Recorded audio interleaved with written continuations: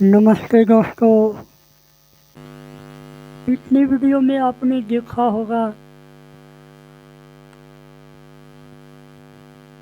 मैंने अपने पोर्टफोलियो को लेकर एक छोटा सा वीडियो बनाया था। क्योंकि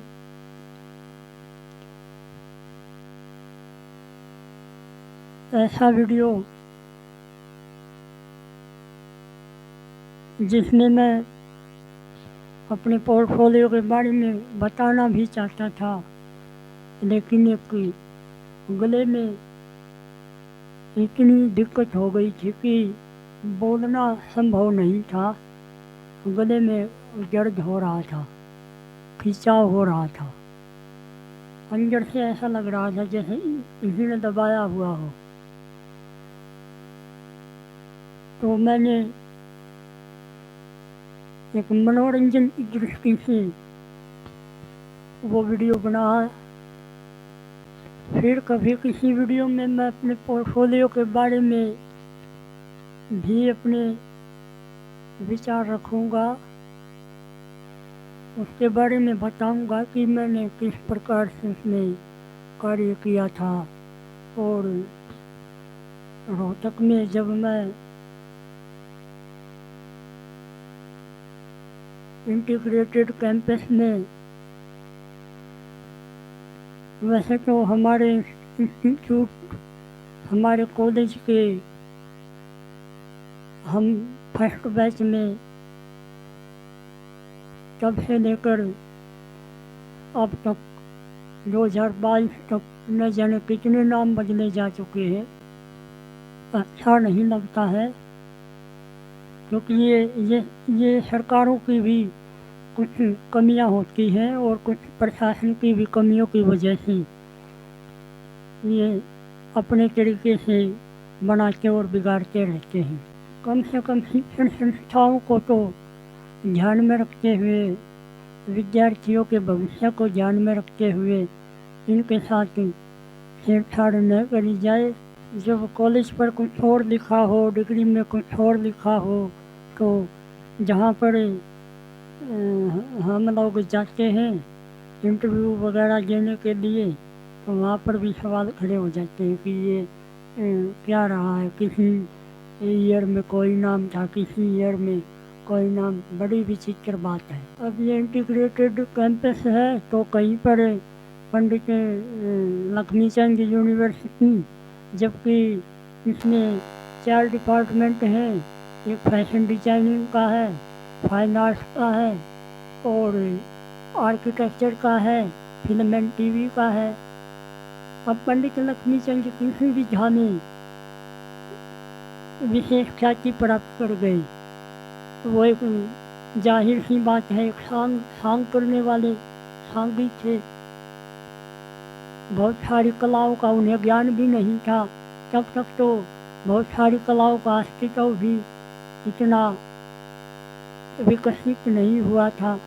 तो मुझे लगता है कि इतना आधुनिक कैंपस बनाकर, इतना आधुनिक यूनिवर्सिटी बनाकर उसके लिए कोई समकालीन और सार्थक नाम होना चाहिए था। वो किसी व्यक्ति की स्तुति के लिए उसकी प्रशंसा में नहीं रखना चाहिए, जिससे कि विद्यार्थियों को कुछ नएपन का अनुभव हो, समकालीन कला के साथ उनका जुड़ाव हो, समकालीन कलाकारों के बारे में उनको जानकारी प्राप्त हो। तो इस बारे में यही विचार है। अब आप लोग इसके बारे में क्या सोचते हैं, वो आपकी राय है। वह भी अगर ठीक रहेगी तो वह भी मान्य है, मेरी अगर आपको ठीक लगे तो वो भी मान्य है। अब मैं अपने से संबंधित भी एक प्रश्न रख रहा हूँ। वो एक प्रश्न तो यह भी है कि मैं इतनी लेट वीडियो क्यों डालता हूँ। इसके साथ ही दूसरा सवाल भी उठता है, इस प्रकार से तो मेरा चैनल मोनेटाइज नहीं होगा। तीसरी बात, यदि इसी प्रकार से स्लो मोशन में काम करता रहा तो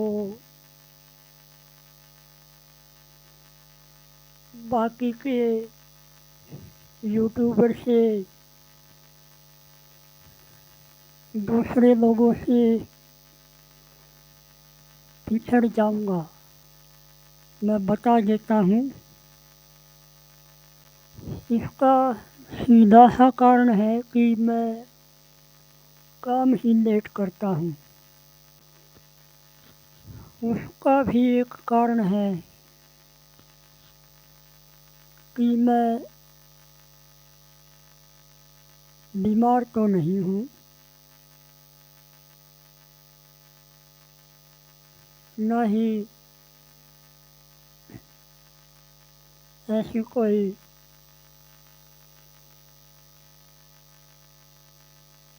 मेडिकल पुष्टि, मेडिकल रिपोर्ट अभी तक आई है।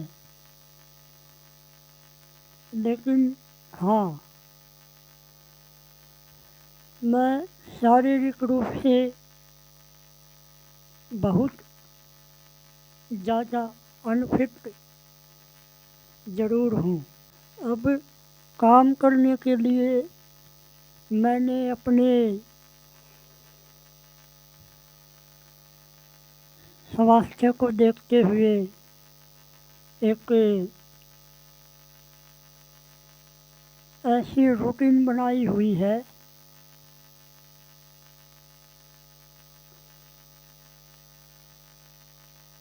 एक अनिश्चित रूटीन, जिसके अंदर मैं कंफर्ट रहकर अपनी इच्छा अनुसार कार्य कर लेता हूँ। इसी को ध्यान में रखते हुए मैंने अपने काम का साइज बहुत छोटा किया हुआ है।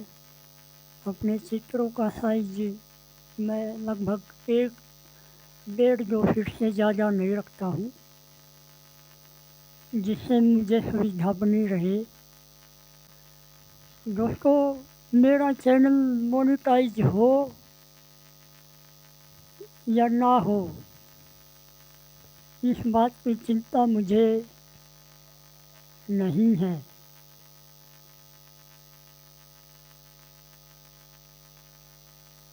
मैं अपने काम को जीवन की ज़रूरत समझता हूँ, पैसे को नहीं। किसी की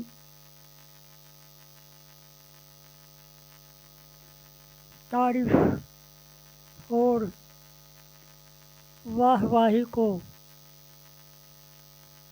मैं इसके लिए आवश्यक नहीं मानता हूँ। ईश्वर की कृपा से ये मेरा पहले से ही, जब मैं कॉलेज में पढ़ता था, मेरा ऐसा ही स्वभाव रहा है। ऐसा मैं ये नहीं कहता कि ज़रूरी नहीं है, वो भी काम को ही आगे बढ़ाने के लिए और जीवन की ज़रूरतों को पूरा करने के लिए आवश्यक है, लेकिन सेकेंडरी।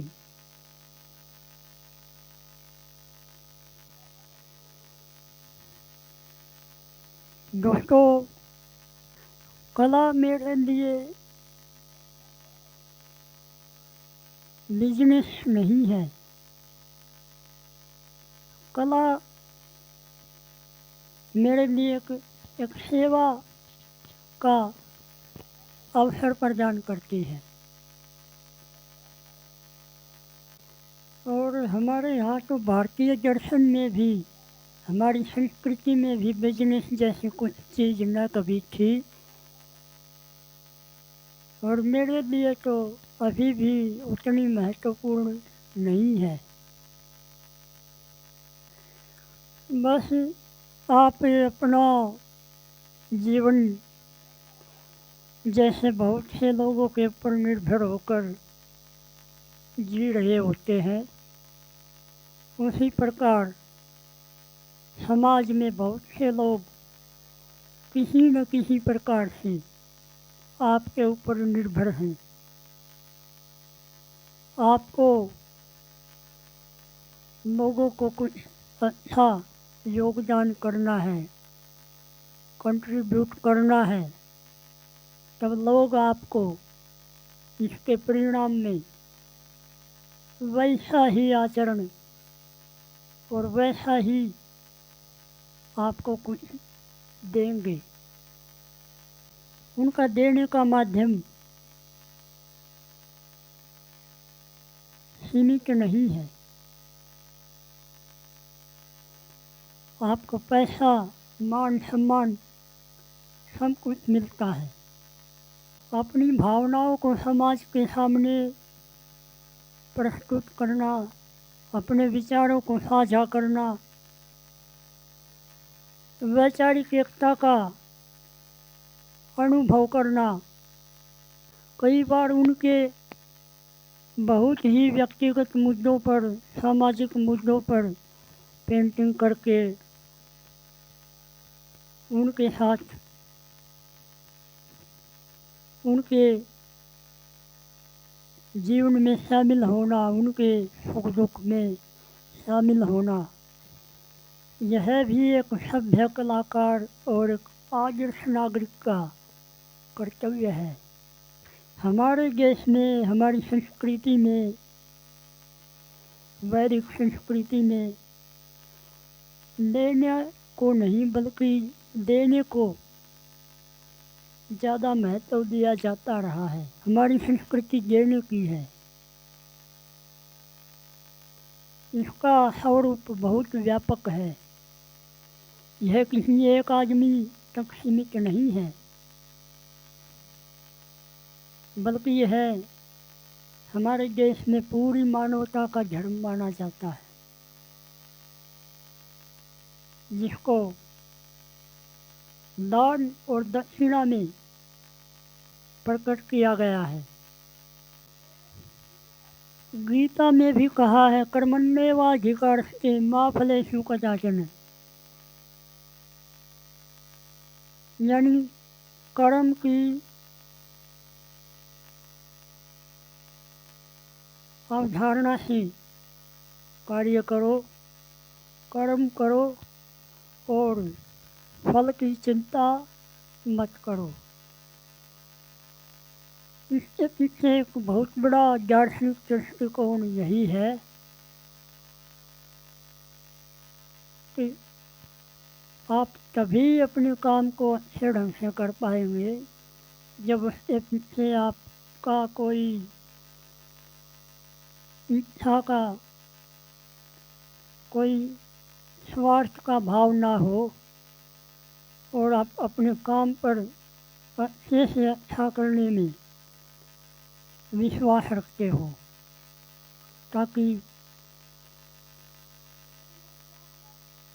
ऐसा कहा जाता है भारतीय दर्शन में, कोई भी कर्म किया हुआ खाली नहीं जाता और उसका परिणाम, उसका फल आपको वही प्राप्त होता है जैसा आप कार्य करते हैं, इसी के अनुरूप आपको वह लौट कर आता है। यह और भी आनंदमय और सुखद होगा। लेकिन अगर लेने की ही प्राथमिकता किसी भी कार्यकर्ता या कलाकार की होगी, वह क्या देना है इसको महत्व नहीं देगा, इस पर वह विचार नहीं करेगा। उसका दृष्टिकोण बहुत संकुचित और एकांगी हो जाएगा। वह व्यापकता से पूरी मानवता के बारे में विचार नहीं कर सकता। सच कहूँ तो हमारे तो जो प्रोफेसर, जो टीचर होते थे, उनका भी यही संदेश होता था कि काम बढ़िया होना चाहिए, काम अच्छा होना चाहिए, फिर जो सम्मान पूर्वक आपको जो मिलता है वो आपका हक है। पता है, काम ही महत्वपूर्ण है। अब एक तीसरी बात और रह जाती है कि अगर मैं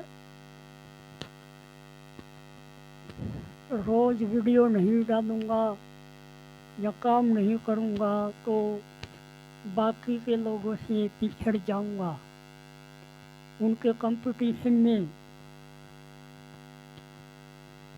मेरा फासला बहुत ज़्यादा हो जाएगा।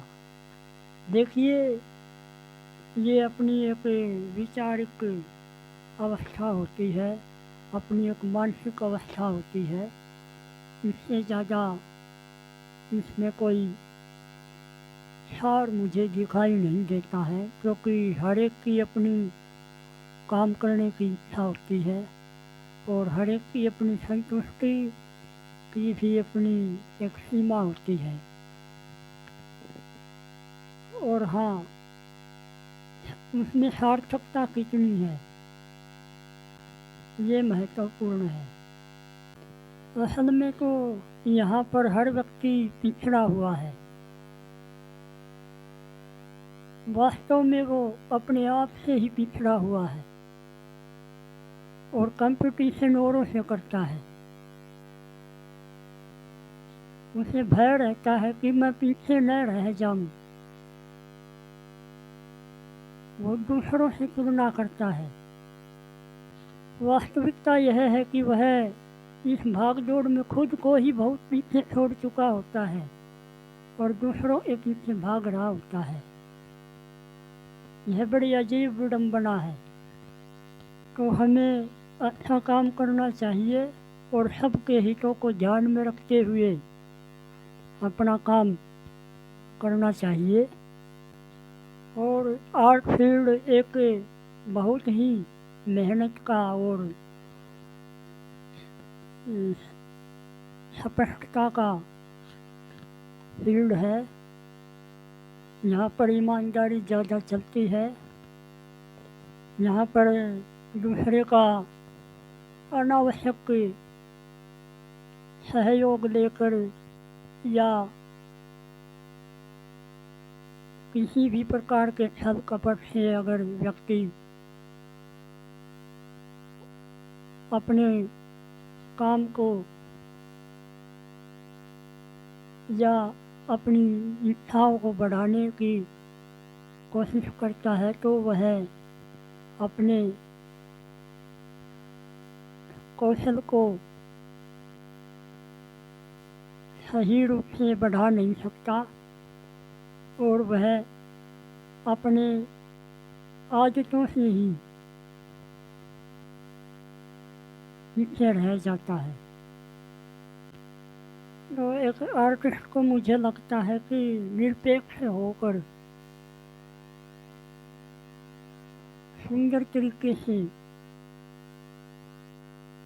अपना काम करना चाहिए।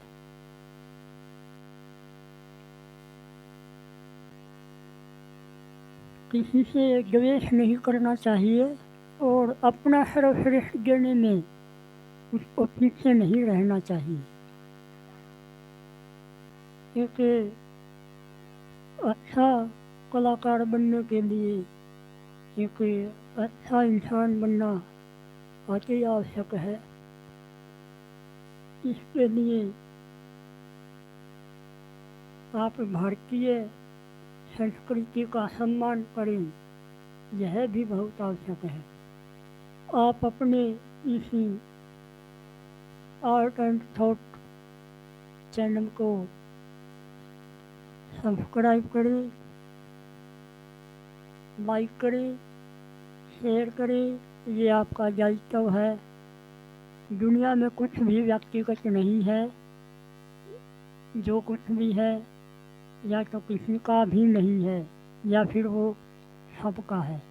किसी न किसी अंश में हर व्यक्ति किसी न किसी के लिए महत्वपूर्ण है। आज ये विचार बिना किसी काम को किए आपके सामने प्रस्तुत कर रहा हूँ। अगले वीडियो में एक पेंटिंग के साथ आपसे विचार साझा करूँगा। तब तक राम राम, वंदे मातरम।